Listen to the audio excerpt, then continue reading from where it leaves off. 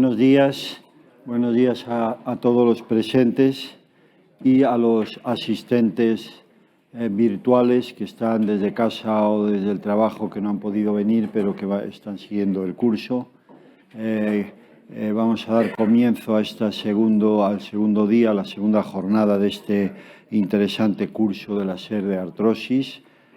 Quiero agradecer en primer lugar a la SER por la invitación a moderar esta primera mesa, a los coordinadores del curso, a los doctores Blanco y al doctor Calvet, por haber contado conmigo para esta mesa, y también a Grunenthal, como no, por su apoyo constante a este quinto curso de artrosis.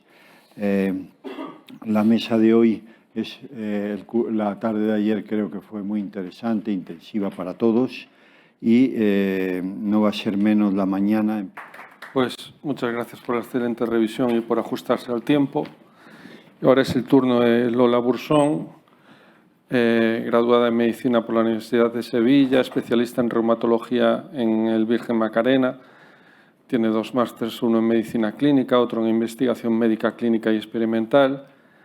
Y tiene un enorme interés tanto en la artrosis como en la medicina regenerativa, que es de lo que nos va a hablar ahora, nuevos datos de Tisugen-C y otros fármacos anabólicos de cartílago. Muchas gracias por la presentación. Bueno, quería daros las gracias por quedaros hasta el final de este curso tan magnífico que me hace sentir siempre como en casa. Y bueno, hoy vamos a hablar sobre terapias anabólicas, y es que llevamos años buscando un auténtico modificador de la enfermedad, pero con escaso éxito, aunque parece que empieza a verse algo de luz. Sí que es cierto que se han comentado muchas cosas ya en las charlas previas, así que probablemente iré saltando alguna diapositiva, la pasaré más por encima, salvo que queráis comentar algo. Quería dar las gracias también a la doctora Oreiro, porque su charla sobre este tema del curso que hicimos en 2022 me ha servido de inspiración y guía para esta charla. Sí que es cierto que su enfoque fue más básico, translacional, el mío tiene un enfoque un poquito más clínico y he añadido las novedades desde los últimos años.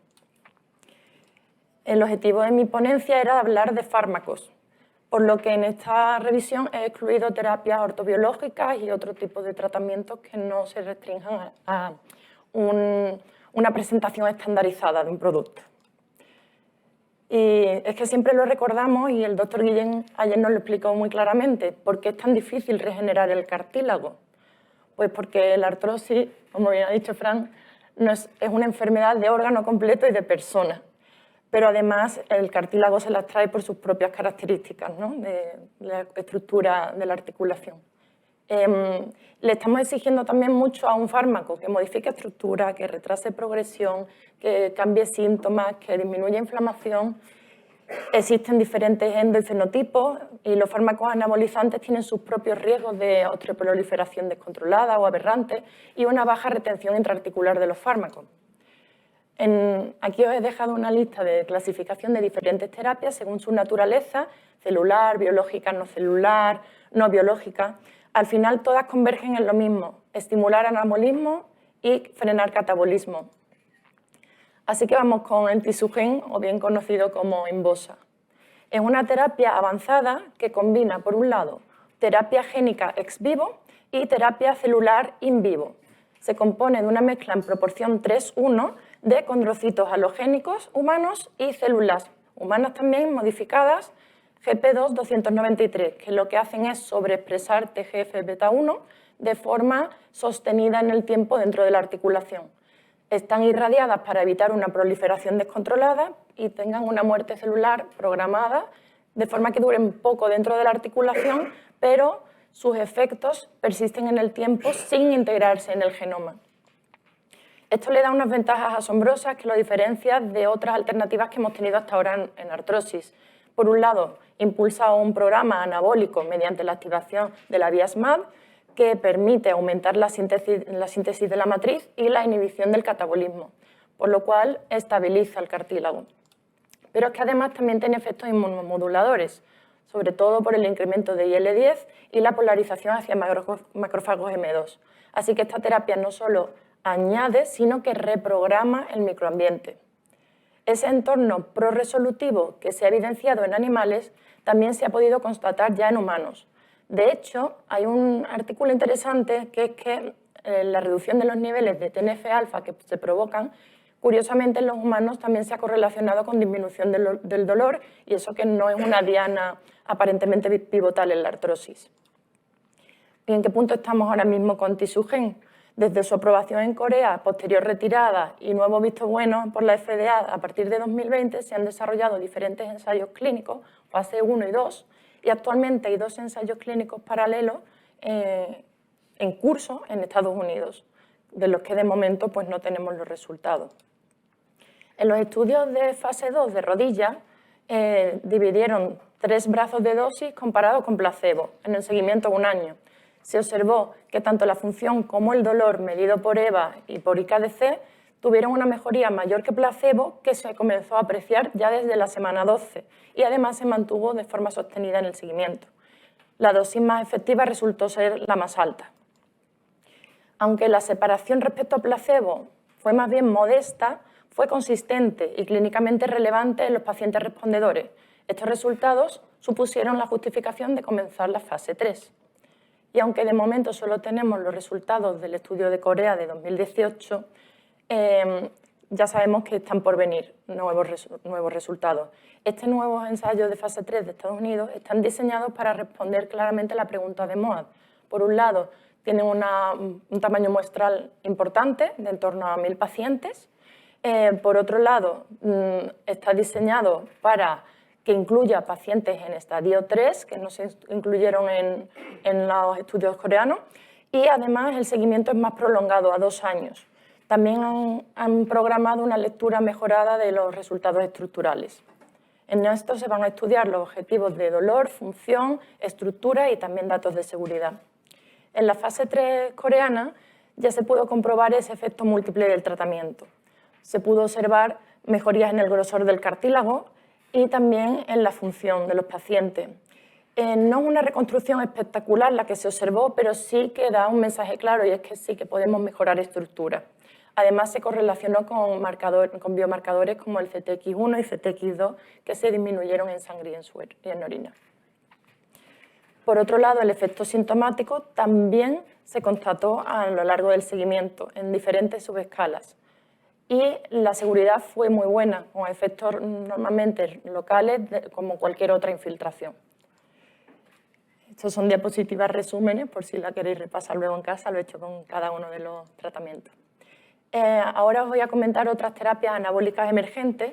En este caso no he incluido el loricipivir. Sí que he hablado del espirfenmin, pero como ya lo ha comentado muy bien Fran, pues lo voy a saltar. Estoy intentando ser breve porque soy la última. Bueno, me voy a centrar en el TPK100, que es un péptido derivado de la matriz que lo que hace es estimular la vía de las integrinas. Ha demostrado ya retrasar la progresión no solo del daño cartilaginoso, sino también modificar el hueso subcondral. Eso lo distingue de otras opciones que actúan directamente sobre el cartílago y la matriz y ponen en relieve el papel del hueso subcondral dentro de la artrosis, como enfermedad de órgano articular. Si os fijáis en la gráfica, no sé si se verá, sí. Esta es la línea de los pacientes tratados con TPX100 y esta es la rodilla no artrósica. ¿Veis cómo se diferencia de la rodilla artrósica y del grupo de placebo? También demostró beneficios sintomáticos de dolor en WOMAC y en COS, que se mantuvo a lo largo del año de seguimiento. Y aunque aún no tenemos fase 3, los datos son suficientemente relevantes como para justificar una exploración. Lo que sí, este fármaco no tiene actuación inmunomoduladora, así que quizás podría emplearse, siguiendo la línea de medicina de precisión, como una terapia complementaria o bien en fenotipos que no tengan una inflamación predominante. En las fases preclínicas también tenemos otras opciones prometedoras. La primera, la cartogenina, es una pequeña molécula que actúa inhibiendo, mediante la activación de la cascada del RUNX1. Con ello se aumenta el colágeno COL2 y agrecano, pero además también estimula una serie de cascadas inmunomoduladoras y anticatabólicas. En las ratas, la administración de células mesenquimales condicionadas con cartogenina ha obtenido beneficios estructurales bastante llamativos que también se ha trasladado en síntomas. Podéis ver cómo se compara con la articulación normal. Esta es solo células mesenquimales sin cartogenina y esto es cartogenina, ¿vale? Esta placebo. Entonces podéis ver cómo se parece bastante a la rodilla normal, modificando esa progresión que mantiene la retención en el largo plazo. En humanos, de momento, solamente se ha completado un fase 1. Sí que es cierto que ha mostrado datos de seguridad, pero no tenemos datos clínicos publicados, aunque por lo visto los analizaron. El problema principal de esta vía es que no tiene poca estabilidad intraarticular. Entonces se están investigando numerosas opciones de nanotecnología, de ingeniería tisular para mejorar su supervivencia y su estabilidad en liberación sostenida en el largo plazo. Respecto a terapia génica, pues también venía a comentar lo de la terapia recombinante de FGF18 mediante virus adenosociados, que ya lo ha dicho también Fran, básicamente pues lo que hacen es traducir un episoma que no se integra en la célula y permite que se libere de forma sostenida este FGF18, que con ello podría quizás aportar unos beneficios respecto al Sprifermin en cuanto a su duración en el largo plazo, ¿no? Porque el Sprifermin, a fin de cuentas, pues va a tener un efecto limitado en el tiempo. Y en el horizonte se asoman las terapias CRISPR, que permiten seleccionar qué genes editar y cuáles no según nuestro interés.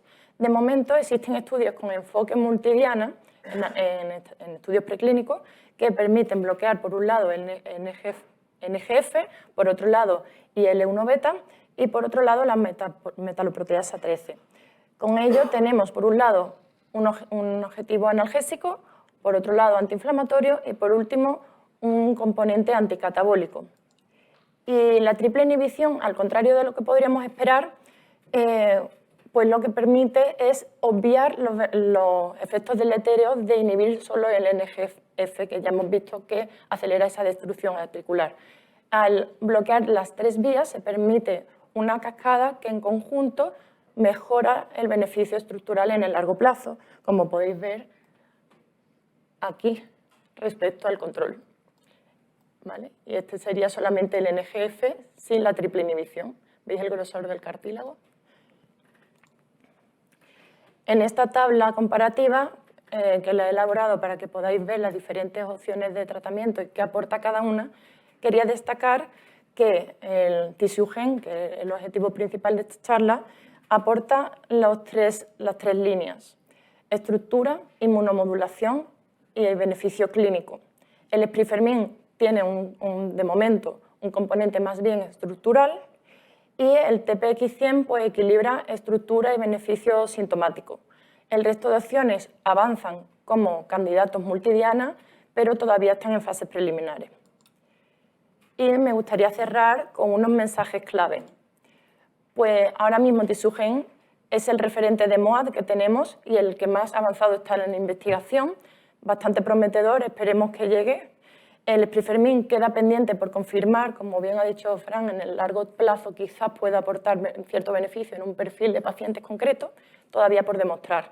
El TPX100 pone en relieve la estructura subcondral para poder abordar esta patología y el resto de opciones anticipan esa medicina de precisión de la que queríamos hablar en esta mesa.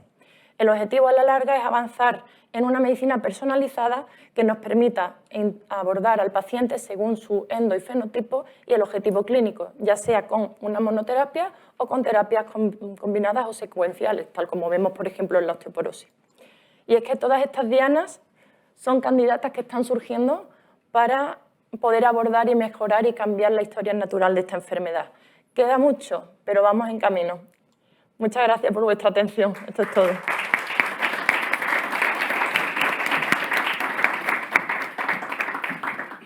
Muchas gracias por la excelente charla. Creo que esta mesa se lleva la medalla en cuanto a ajustarse al tiempo.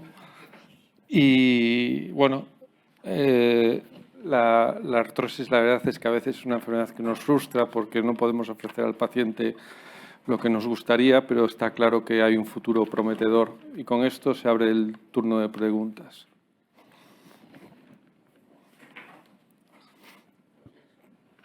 Josep Vergés, de la UAFI. Bueno, primero felicitaros a los dos. En fin, lleva trabajo esto. Hacer estas revisiones cuesta. Positivo, porque puede también favorecer hipertrofia de los condrocitos.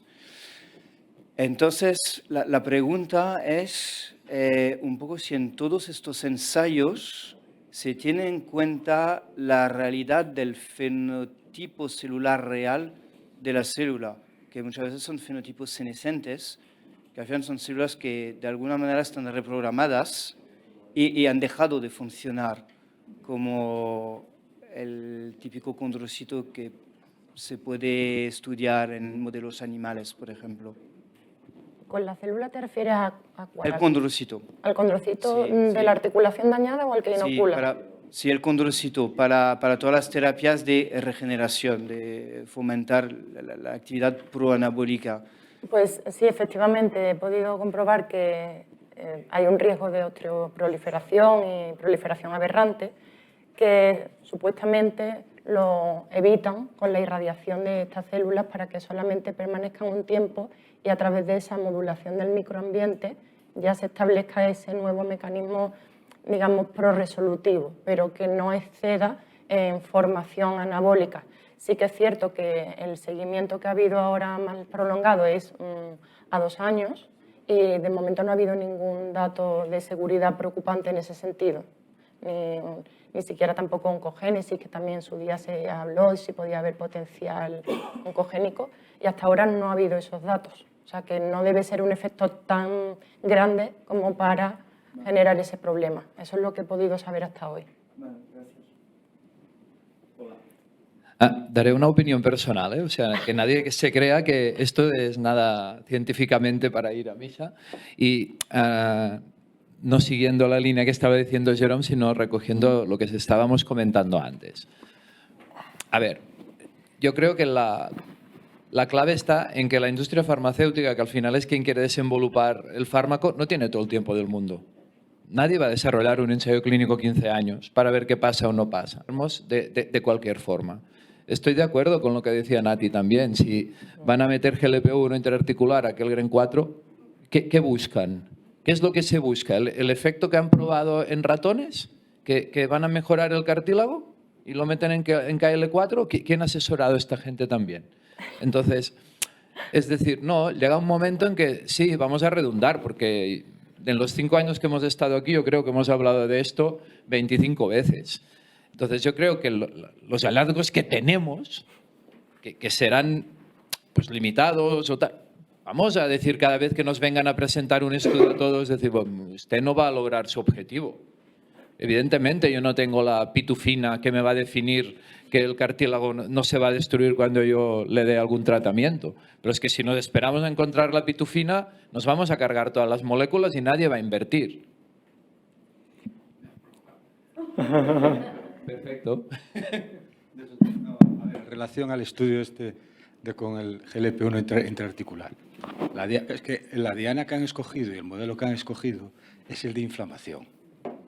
Y el target es la membrana sinovial.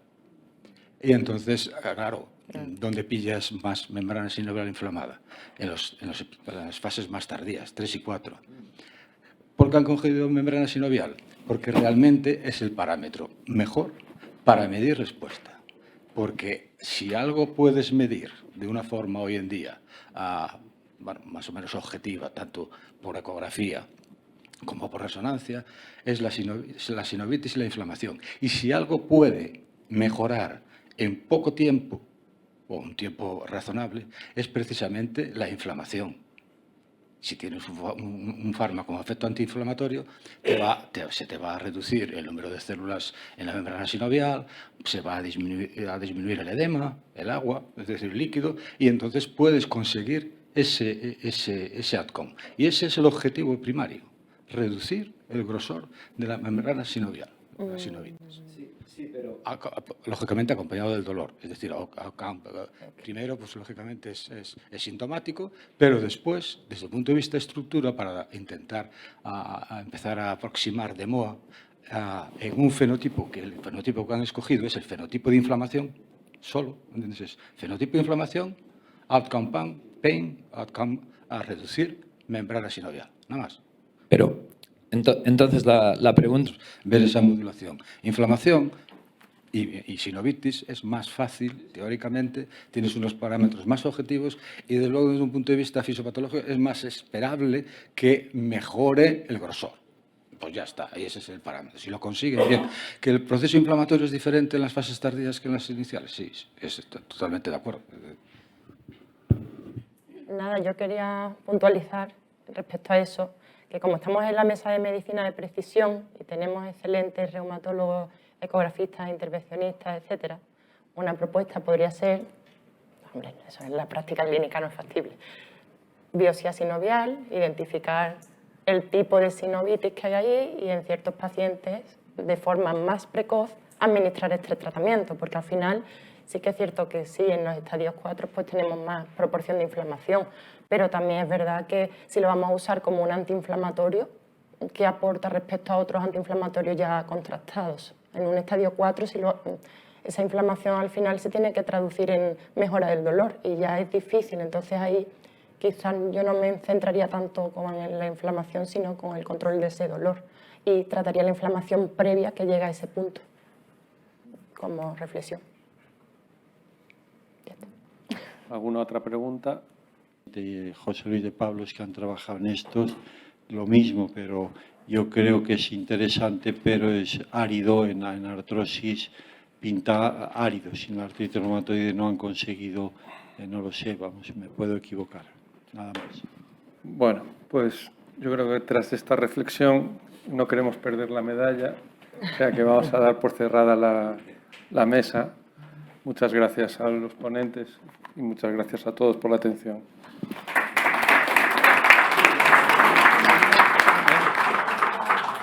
Que se genera después alrededor de los ponentes y de las ponencias que nos han presentado, que por cierto todas de un alto nivel, interés tanto científico como también técnico.